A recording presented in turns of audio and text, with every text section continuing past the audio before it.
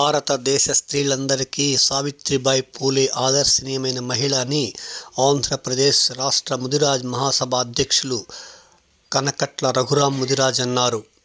నెల్లూరు నగరంలోని మినీ బైపాస్లోని జ్యోతిరావు పూలే విగ్రహాలకు ఆయన సావిత్రిబాయి పూలే జయంతి సందర్భంగా పూలమాల వేసి నివాళులర్పించారు. ఈ సందర్భంగా రఘురాం ముదిరాజ్ మాట్లాడుతూ, ఈరోజు మహిళలు ఉద్యోగాలు విద్యావంతులయ్యారంటే అది కేవలం సావిత్రిబాయి పూలే యొక్క ఘనతేనని అన్నారు. ఈ సందర్భంగా మాజీ ఎమ్మెల్యే సివి శేషారెడ్డితో కలిసి ఆయన పాత్రికేయుల సమావేశంలో మాట్లాడారు. కార్యక్రమంలో రమణయ్య, సుధాకర్, వెంకటేశ్వర్లు తదితరులు పాల్గొన్నారు.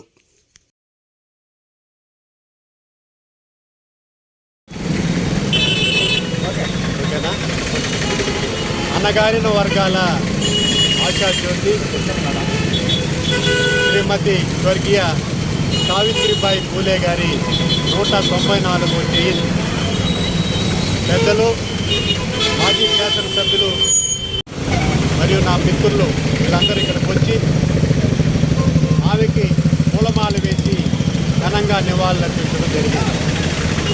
ముఖ్యంగా అణగారిన వర్గాల కోసం ఏదైతే భారతదేశంలో ఉన్న పేదలందరూ విద్యను అభ్యసించాలా, విద్య ద్వారానే అన్ని రంగాల్లో భవిష్యత్తు బాగుంటుందనే ఒక మంచి ఆలోచనతో శ్రీమతి సావిత్రిబాయి పూలే గారు విద్యను అభ్యసించి ద్వారా ఆమె దేశనాయకురాలుగా నిలబడిన వ్యక్తి సావిత్రిబాయి పూలే గారు. ఎంతోమంది ఆమె చదువుకుంటుంటే అవహేళన చేయడం జరిగింది. అదేవిధంగా ఉపాధ్యాయురాలిగా ఆమె పిల్లలకి, పేదలకి చదువులు చెప్పేదానికి పోతున్నప్పుడు కొంతమంది అగ్రవర్ణాల్లో ఉన్న మీద పేడ కలిపిన నీళ్లు పోసి ఆమెని పేదలకి అందుబాటులో లేకుండా చేసినప్పుడు ఆమె మరుసటి రోజు నుంచి 2 చీరలు పెట్టుకొని ఒక చీర కట్టుకొని పోయేటప్పుడు వారు అదే నీళ్ళు చల్లితే ఊరు దాటిన తర్వాత స్కూల్ ప్రాంగణం పోయేటప్పటికి మరొక చీర మార్చుకొని నా అణగారిన వర్గాల వారు చదువు నేర్పించాలని సావిత్రిబాయి పూలే గారు. ఆమె వారి భర్త గారైన జ్యోతిరావు పూలే గారి చెప్పిన విధంగా నడుచుకుంటూ, అదేవిధంగా ఆయన ఏ విధంగా మామూలుగా అయితే జ్యోతి తనంతట తాను ప్రకాశిస్తూ వెలిగి ఆ జ్యోతి ఆరిపోయినట్లుగా ప్రతి ఒక్క వారు పేద వర్గాల మొత్తం ఇతరులకు వెలుగునిచ్చేదానికి వాళ్ళు దంపతులు చేసిన సేవలు కొనియాడాలని ఈ సందర్భంగా నేను మనవి చేస్తున్నాను.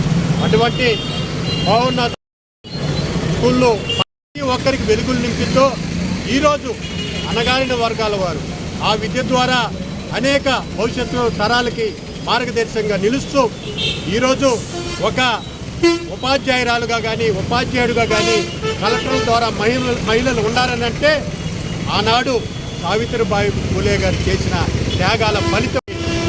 మహానాయకురాలికి ఘనంగా నివాళులర్పిస్తూ ఆమె యొక్క ఆశయాలను కొనసాగించేదానికి ప్రతి ఒక్క మహిళలు, పేదలు, అణగారిన వర్గాల వారు, చదువులేని చిన్న కుటుంబాల వారు కూడా ఆశయాలు కొనసాగించేదానికి ముందుంటారని ఈ సందర్భంగానే మనం చేస్తాం.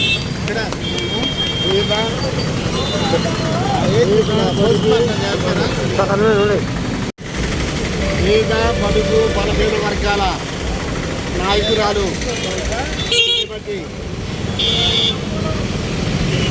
సావిత్రీదేవి పూలే గారి జన్మదినోత్సవ సందర్భంగా ఇక్కడికి విచ్చేసిన వెనుకబడే వర్గాల అభిమానులందరికీ కూడా